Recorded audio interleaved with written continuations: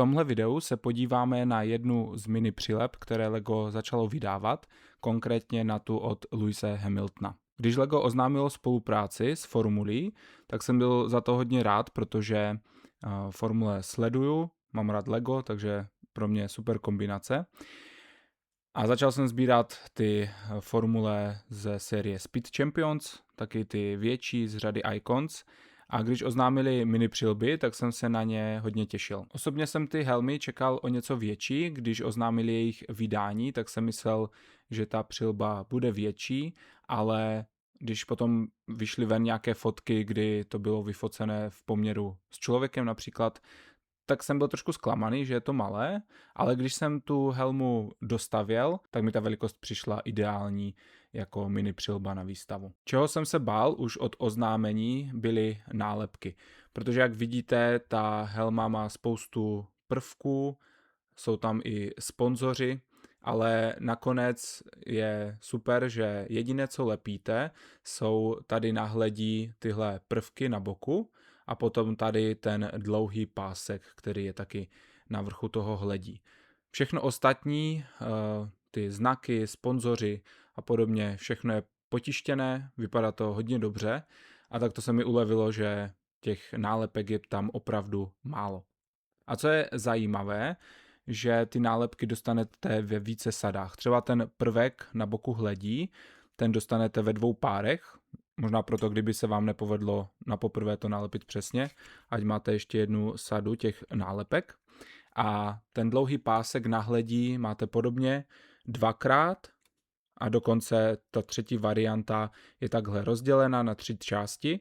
Možná pokud byste si netroufli nalepit ten pásek v kuse, tak byste to měli hezky rovné, máte možnost si to nalepit na 3 části. Když se trochu blíž podíváme na tu helmu, tak ty prvky barevné nebo ten barevný design je podle mě hezky povedený, prostě podle té předlohy. Vidíme tady i 2 červené prvky, které slouží k připojení systému Hans, což je taková ta podkova, kterou mají jezdci kolem krku a ta podkova se pomocí takových řemínků připne právě tady na ty červené body a slouží k tomu, že pokud přijde k nárazu, k nehodě, aby neutrpěla krční páteř nebo ty svaly, které drží krk, nějaké velké škody. Zajímavým prvkem je i to, že tady ta helma není úplně symetrická, tady je trošku jinak vyvedená než tady na té straně. A to mě překvapilo, ale když jsem se díval potom, jak je řešený originál, tak opravdu ta jedna strana je jiná než druhá, protože tady je výklenek toho hledí, kde je ta packa na zaklopení. Jinak to hledí není otevíratelné, je tady napevno, ale myslím, že to nějak nevadí, stejně si to vystavuju zavřené, takže to není nějak ke škodě. Helma je na takovém jednoduchém, ale moc pěkném podstavci, černém, a ten podstavec je doplněný o tu plaketku, kde máte název jezdce, jeho podpis vytištěný a taky stáj. Trošku tam překáží to logo HP, ale s tím se nedá nic dělat. To tak Ferrari prostě má, že teďka, když mají smlouvu s HP, tak je úplně všude. Ještě vám helmu ukážu takhle zhora. Tam vidíte zase natištěné ještě číslo Lewise Hamiltona a taky toho sponzora. Když se podíváme ještě na minifigurku, tak za mě se moc povedla. Ta kombineza je hezky potištěná, dokonce i ze zadu tam najdete potištěné jméno jezdce a i samotného Lewise Hamiltona celkem vystihli, stejně spolu s těmi jeho vlasy. Jediné, co mě tady možná trochu mrzí na té minifigurce, jsou rukavice, které Hamilton běžně nosí červené ke kombinéze, výjimečně měl třeba žluté, ale bílé rukavice nenosí. LEGO vyrábí červené ruce, takže mu tam klidně mohli nacvaknout červenou barvu, což za mě trochu škoda, ty rukavice prostě mohly být červené a ne takhle bílé, je to trochu pěst na oko. Skvělé by bylo, kdyby nám tady LEGO dalo i přilbu k té minifigurce. Tu, kterou máme tady postavenou, že by jí měla i minifigurka, ale to nám tady chybí. Co mě teda na začátku dost překvapilo, když jsem zjistil, jaká je cena, protože LEGO tam má cenu něco přes 2100 korun. A já jsem čekal tu cenu nižší, protože například busty, které LEGO dělá, jsou částečně srovnatelné s tímhle, aspoň co se týká velikosti a toho, že tam máte i tu minifigurku.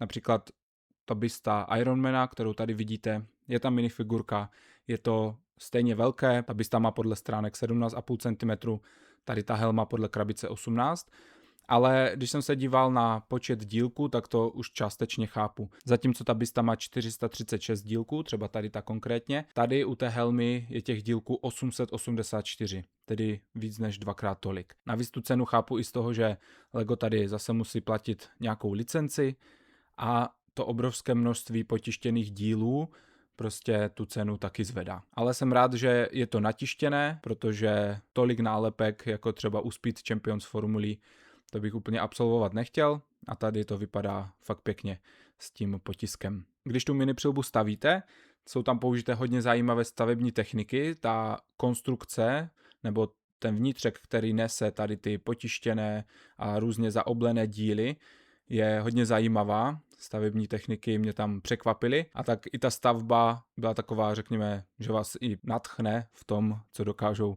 designéři v LEGu vymyslet. Kdybych to měl shrnout, i přes nějaké počáteční obavy, jestli bude ta helma dostatečně velká, jestli tam nebude moc nálepek, nebo proč to stojí tolik peněz, tak nakonec ve výsledku bych to hodnotil hodně dobře, tady ty mini přilby. A pokud vyjde nějaká další, co mě zaujme, tak ji určitě přidám do sbírky. Klidně mi do komentářů napište svůj názor na tyhle helmy, nebo jestli už nějakou doma máte, jestli čekáte na nějakého konkrétního jezdce, až ho LEGO vydá. A já se budu těšit u dalšího videa, kdy se vrátím zpátky k městu a podíváme se na další modulár.